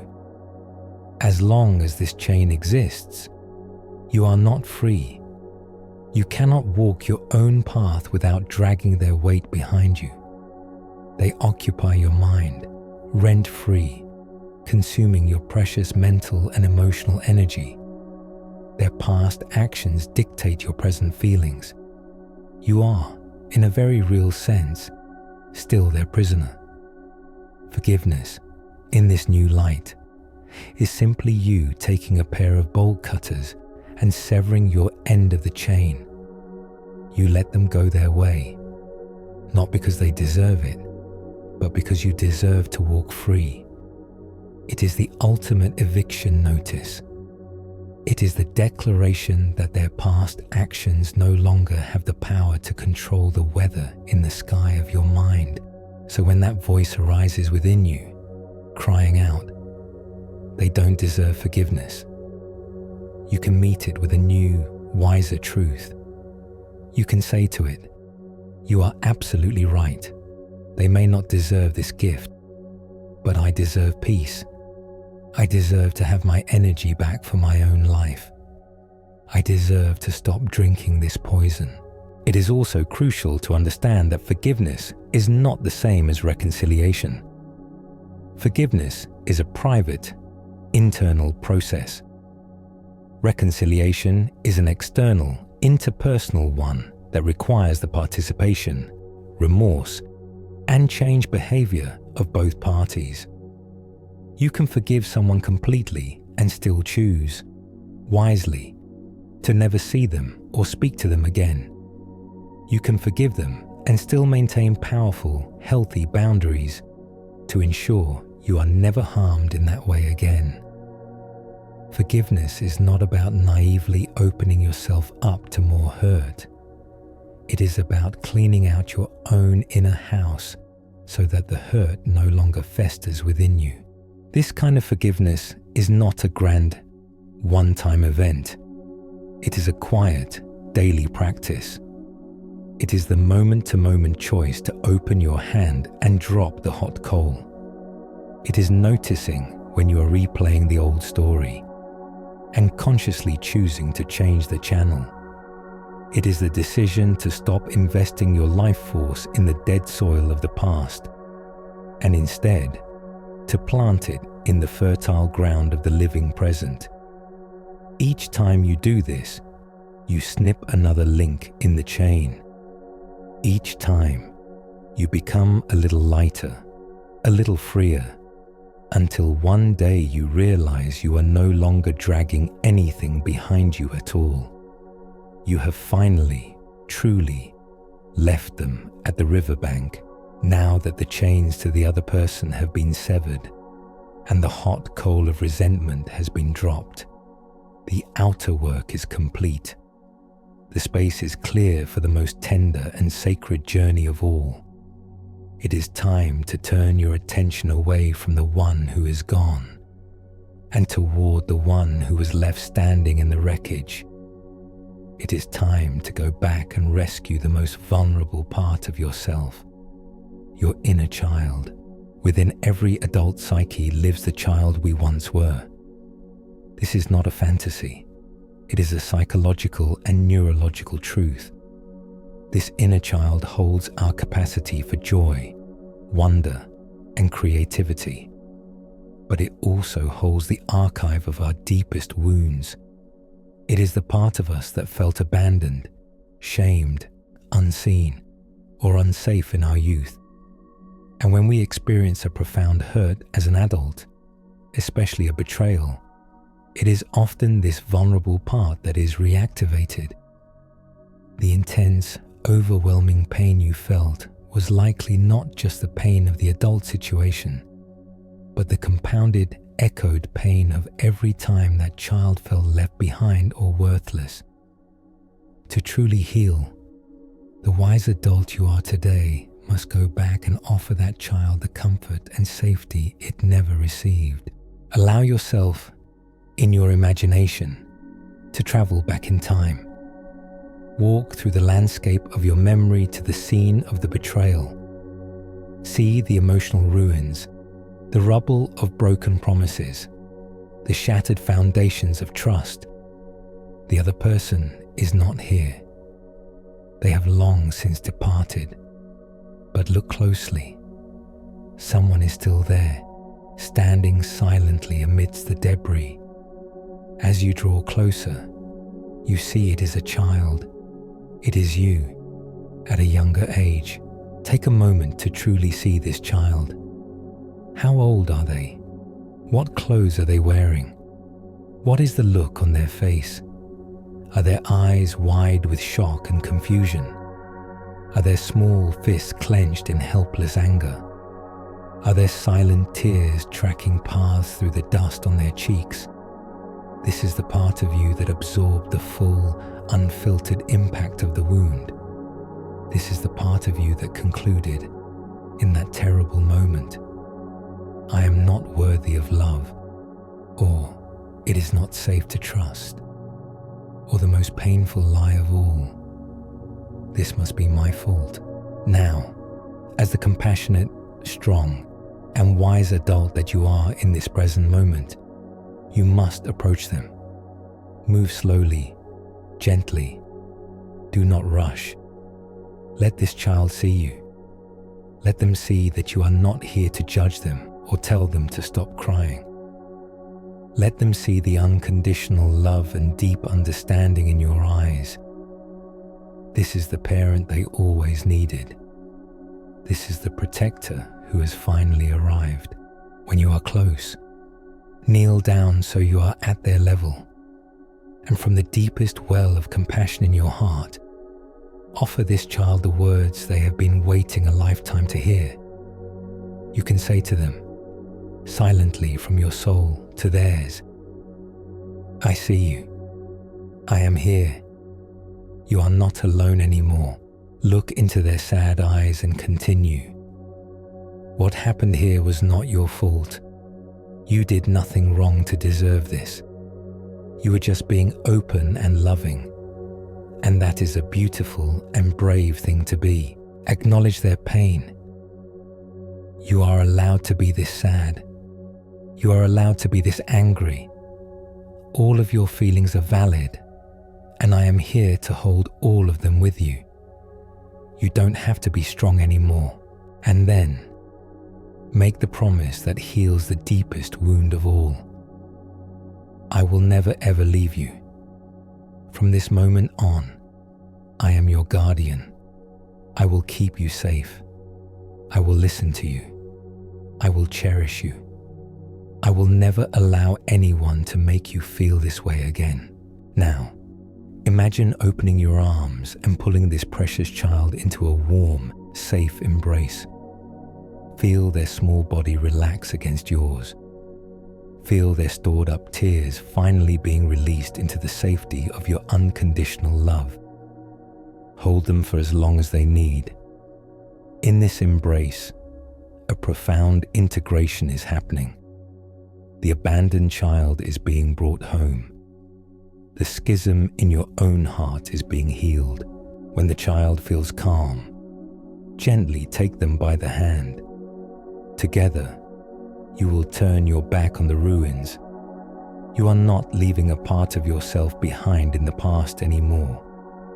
You are bringing your whole, complete self home, into the safety and peace of the present moment. This tender, vulnerable child is not a burden to be managed, but a sacred part of your being to be loved and protected. By becoming the champion this child always needed, you become unbreakably whole. Now that you have gathered the scattered parts of yourself, bringing the frightened inner child home to the safety of the present, a new and final landscape of peace reveals itself. We have journeyed through understanding the ego, letting go of resentment, and cultivating self-worth. These are all vital steps, but they are still, in a way, activities of the mind. The ultimate freedom lies in a state beyond analysis, beyond storytelling, even beyond the story of healing itself. The Zen masters call this state Mushin, which translates as no mind or mind without mind. To understand this, consider the master swordsman. A novice learns the forms, the blocks, the the strikes, his mind is full. When he faces an opponent, he's thinking, I must remember the fourth technique. He looks like he will lunge to the left. What if I lose? His mind is a noisy committee, and his movements are hesitant, clumsy, and a fraction of a second too slow. He is easily defeated. The master, however, stands before his opponent with a mind that is empty. It is like a perfectly still pond, reflecting the sky, the trees, and his opponent exactly as they are, without distortion. He is not thinking about winning or losing. He's not planning his next move. There is no thought, no fear, no ego. And because his mind is empty, it is open to everything. His body responds spontaneously, effortlessly, and with impossible speed, moving in perfect harmony with the flow of the moment. He is unbeatable because there is no separate he to be beaten. There is only the sword, the movement, the moment. This state of mushin is the mind of pure presence.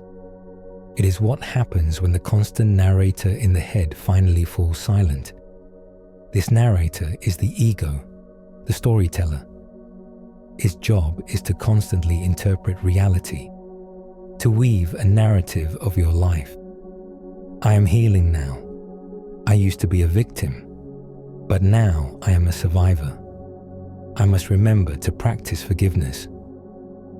These are good and useful stories, far better than the old ones, but they are still stories. They are still a filter between you and the raw, direct experience of life. They are still a form of thought, a cloud in the sky. The peace of no mind is the peace of no story. For so long on this journey, you have been working to replace a painful, disempowering story with a wiser, more compassionate one. This is crucial work. But the final liberation comes when you realize you do not need a story at all. The betrayal happened. The healing is happening. But right now, in this moment, what is happening? Perhaps there is the feeling of breath entering your body. Perhaps there is the sensation of warmth or coolness on your skin. Perhaps there is the sound of silence in the room. This is reality. Everything else is commentary. The practice of cultivating no mind is the practice of gently letting go of the commentary. It is to engage with your life so directly, so completely, that there is no room left for the narrator to speak. When you drink a cup of tea, you don't think, I am a person healing from betrayal, drinking tea to calm myself. You just drink the tea. You feel the warmth of the cup in your hands. You notice the aroma of the steam. You taste the subtle flavor on your tongue.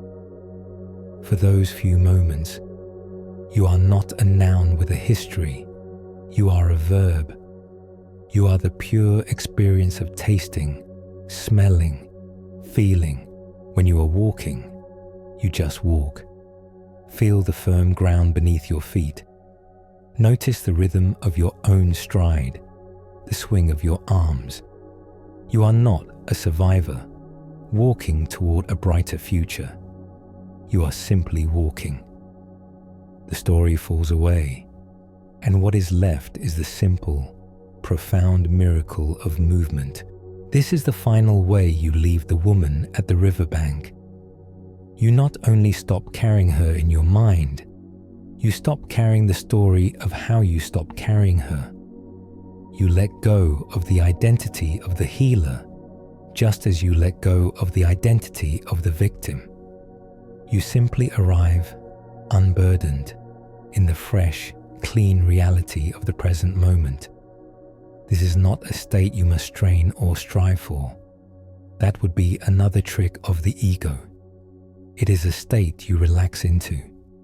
It is the stillness that has been here all along, beneath the constant chatter of the mind.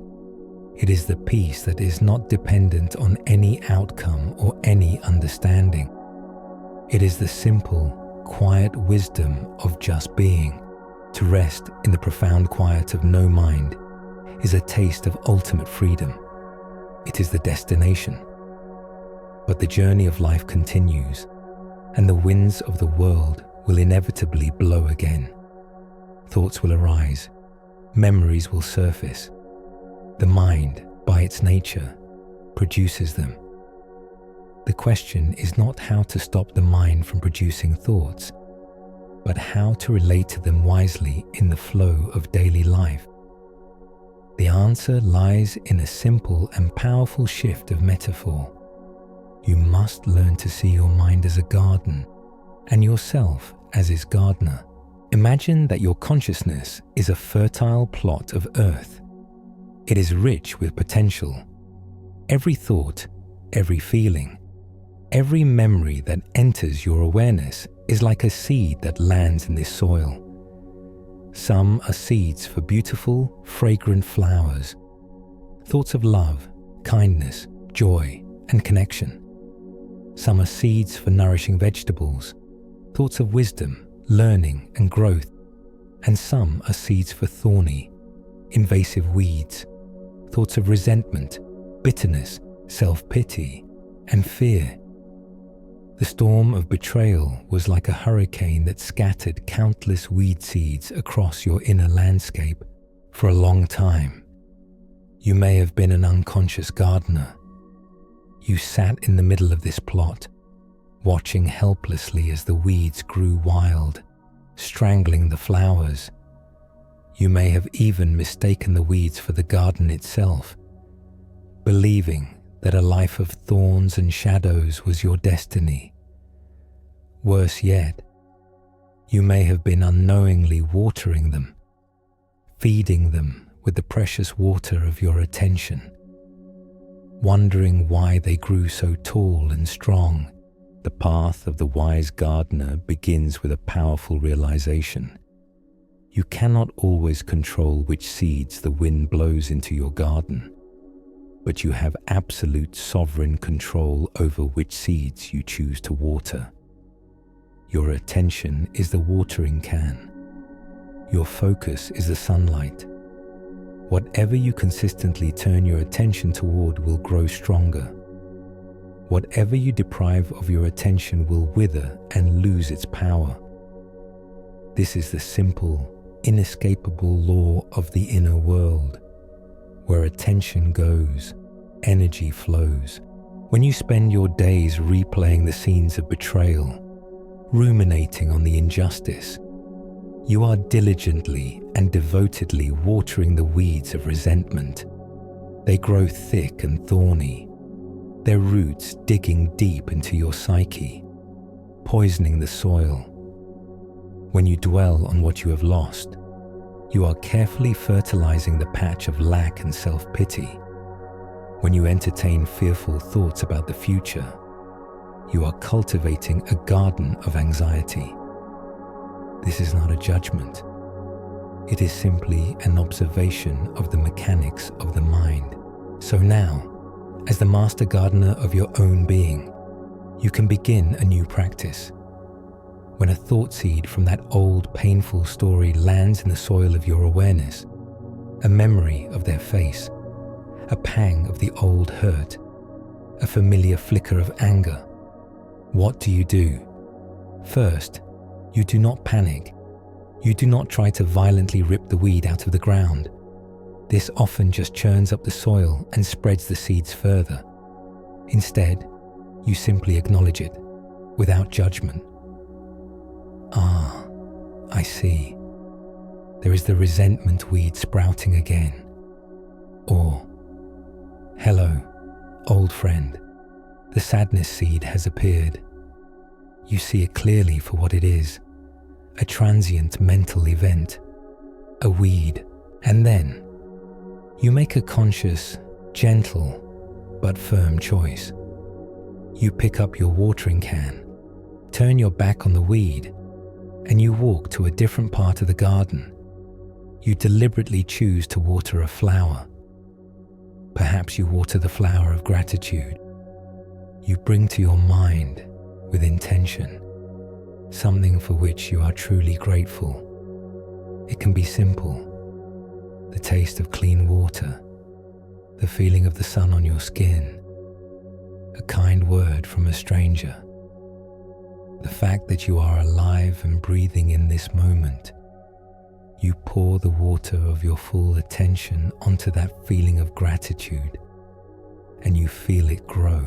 Or perhaps you choose to water the flower of self-compassion. You remember the inner child you have rescued. You send a wave of kindness and love to that tender part of yourself, acknowledging how far you have come. You water the feeling of your own resilience, your own intrinsic worth. If thoughts are too difficult, then simply water the ground of presence itself. Bring your attention out of your head and into your senses. What are 5 things you can see right now? 4 things you can feel? 3 things you can hear? This practice pulls the energy out of the weeds of thought and nourishes the rich soil of the present moment. This is the ongoing work. At first, the weeds may seem strong and the flowers fragile, but trust in the process. With patient, daily cultivation, the landscape of your mind will transform. The flowers, nurtured by your attention, will blossom, filling your inner world with beauty and fragrance. The weeds, deprived of the water of your focus, will naturally wither. You are not suppressing anything. You are simply choosing what to grow. You are creating, moment by moment, the beautiful sanctuary you deserve to live in. As you patiently tend to your inner garden, consciously choosing which thoughts to water and which to let be, you will notice one flower that is more precious than all the others. It is the flower whose fragrance brings peace to the entire garden, whose presence helps all the other blossoms thrive. This is the luminous flower of compassion. And on this healing journey, you come to learn a fundamental truth. The circle of compassion does not begin by extending it outward to others. It begins by drawing it inward, to the self. It is said that when people, broken by life and consumed by suffering, would come to the Buddha, they often expected a complex philosophical treatise, a secret formula to end their pain. A woman might come, weeping over the loss of a child. A man might come, seething with anger at having been cheated. They would pour out the tangled, painful stories of their lives. And often, the Buddha's first response was not to speak at all. He would simply be present with them, his entire being radiating a silent, boundless, and unconditional kindness. He would hold their suffering in a space of pure, non-judgmental awareness. In his presence, they felt, for the first time, that their pain was truly seen, truly accepted, without any need to fix it or push it away. This radiant, accepting presence is the very essence of compassion. And this is the presence you must now learn to offer to yourself. For many, self-compassion is a difficult idea. It gets confused with self-pity, which is to be lost in the sad story of poor me. It gets confused with self-esteem, which is often conditional, based on our successes and failures. True self-compassion is something else entirely. It is a brave and gentle practice with 3 core elements. The first is mindfulness, acknowledging your own suffering with clarity and honesty, not exaggerating it, but not minimizing it either. The second is common humanity, recognizing that suffering and imperfection are not personal failures, but a fundamental part of the shared human experience that connects you to all beings. The third is self-kindness, actively responding to your own pain with the same warmth, tenderness, and care that you would offer to a dear friend. Now, you can bring this healing balm directly to the wound of betrayal. Let us practice together.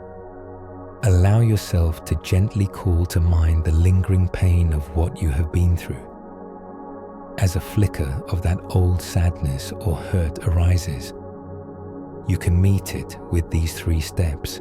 First, mindfulness. Instead of getting swept away by the drama, you can simply pause and acknowledge the reality of the moment. You can say to yourself, silently in your own heart, "This hurts.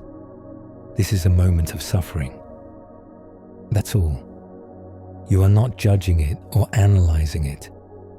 You are simply naming it, seeing it clearly, as a mindful observer. Second, common humanity. In the moment of pain, the ego whispers a story of isolation. Why me? I am all alone in this. The antidote is to connect with our shared experience. You can place a gentle hand over your own heart, a gesture of warmth and comfort, and remind yourself, suffering is a part of life. I am not the only one who has ever felt this kind of pain. Betrayal is a deep and ancient human wound. This feeling connects me to everyone who has ever had their heart broken. Feel how this thought softens the sharp, isolating edges of the pain. Your wound is no longer a sign of your deficiency. It is a mark of your membership in the human family. Third, and most importantly, self-kindness.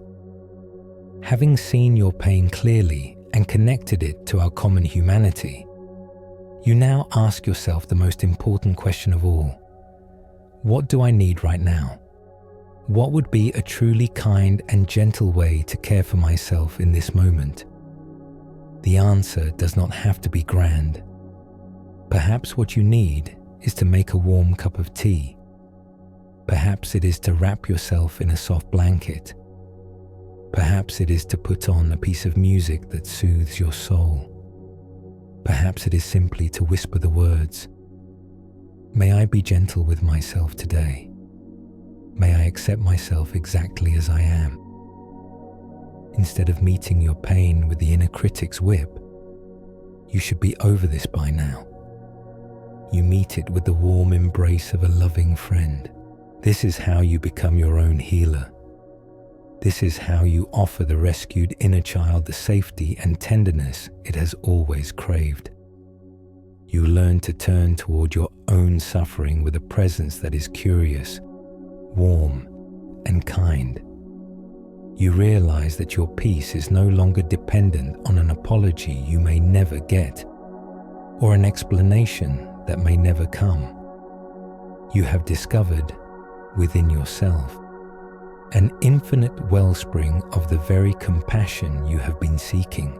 And so, with your heart held in the warm, gentle embrace of your own compassion, the long journey home nears its end. The work is done. The struggle can cease. It is time now to simply rest on the shore of your own being.